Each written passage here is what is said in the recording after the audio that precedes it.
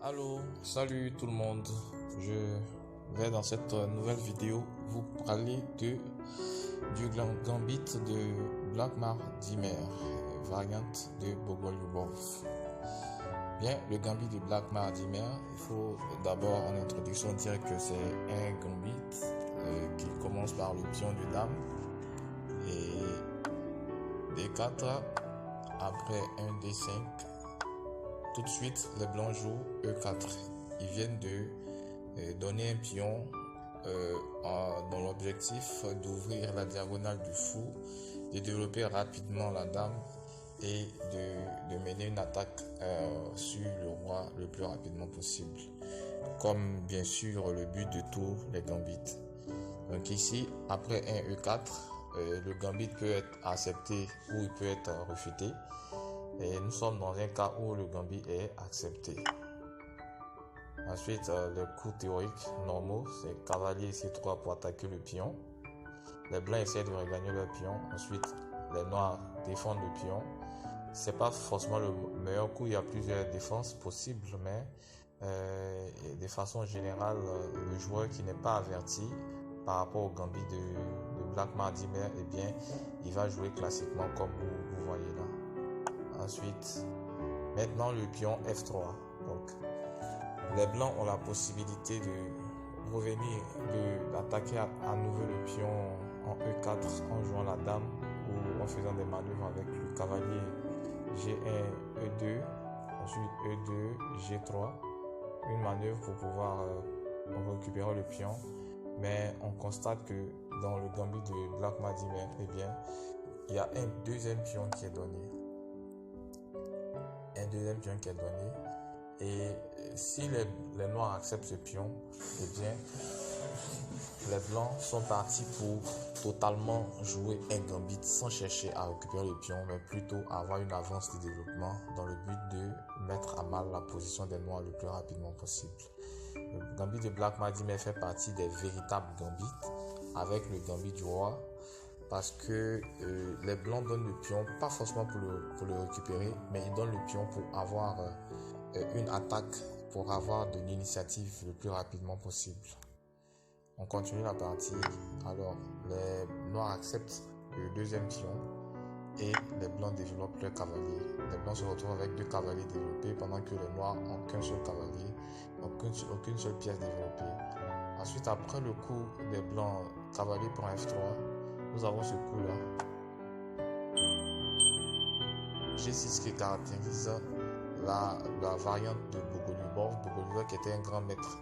Et je n'ai pas envie d'écorcher sa nationalité, je pense russe, mais je crois.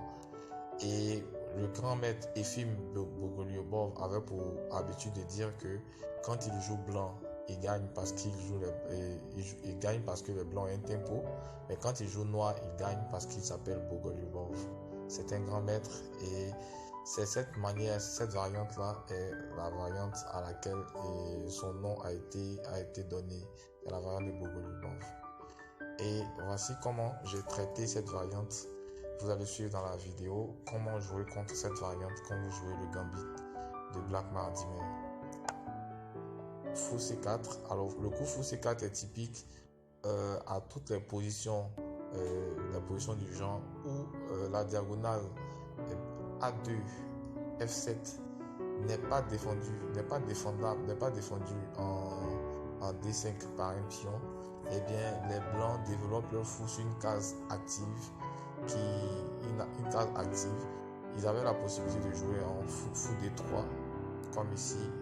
Les blancs pouvaient jouer fou D3, mais le fou en D3 n'a pas une bonne diagonale puisqu'il est bloqué par le pion G6. Et c'est pourquoi j'ai choisi directement d'aller en C4 pour avoir plus de diagonale pour mon fou, plus d'activité. Bien évidemment, le fou en B5 fait échec, mais ça ne donne rien parce qu'après C6, le fou doit rejouer encore, ce qui fait une perte de temps. Et bien, après fou C4, fou G6, fou G7, c'est le coup théorique, le coup logique. Ensuite, petit roc des blancs, petit roc des noirs. Et maintenant, il va falloir choisir dans quelle case on veut jouer notre fou. Bien évidemment, toute la diagonale appartient au fou, sauf la case H6. Eh bien, j'ai choisi de jouer fou G5. Fou G5 avec des idées de mettre la pression sur le cavalier, également des idées de plus tard mettre la pression sur la case H6 et demander l'échange de fou des cases noires et affaiblir les cases noires autour du roi noir, et ensuite avec des manœuvres de la dame, de la tour et du cavalier, essayer de mettre à mal la position du roi noir. Le noir joue cavalier D7, dame E2 pour mettre la pression sur le pion E7 en regard de la dame et également faire communiquer les deux tours. Ici, avec le coup dame E2, je viens d'achever mon développement.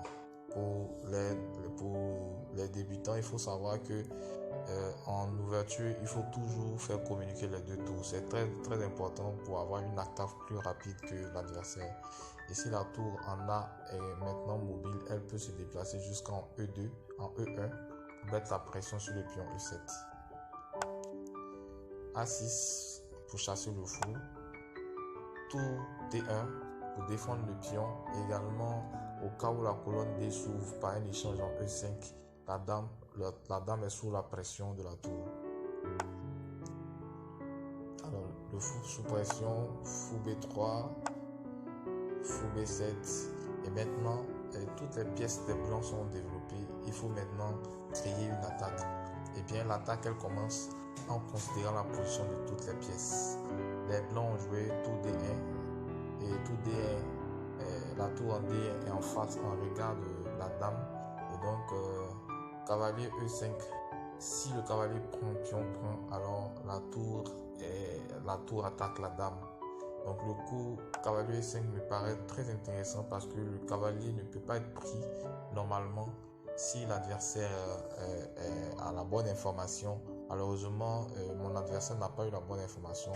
Cavalier prend E5, pion prend E5 et la dame et le cavalier en F6 sont en prise. Il va falloir sauver l'une des deux pièces. Les noirs ont choisi de jouer dame C8 pour perdre le cavalier.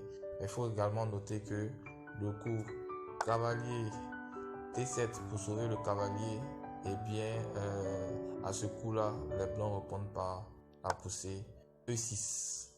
E6 qui met la pression immédiate sur le cavalier qui ne peut pas bouger parce qu'il est cloué sous la pression de la tour.